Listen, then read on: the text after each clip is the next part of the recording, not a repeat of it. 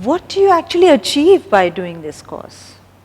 One, of course, you already have a good knowledge or you are revisiting this course. There is this joy of revisiting or joy of knowledge that will be explored by a dancer. Now, dancer needs to be happy and content with her work.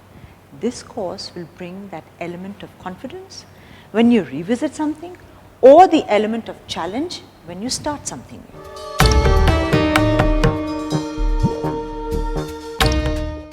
What is so special about this course, this intermediate level Kathak course? Well, for one, we have introduced a new tal. This tal is Jhap tal, 10 matre ki tal.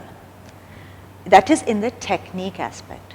And in the Nritya aspect, we've challenged you with new naikas, new thumris, bhajans that are both balanced between spirituality and romance. These are some of the things that will make you think, push you into corners and bring out the emotions that are necessary for you to then transmit to your audiences.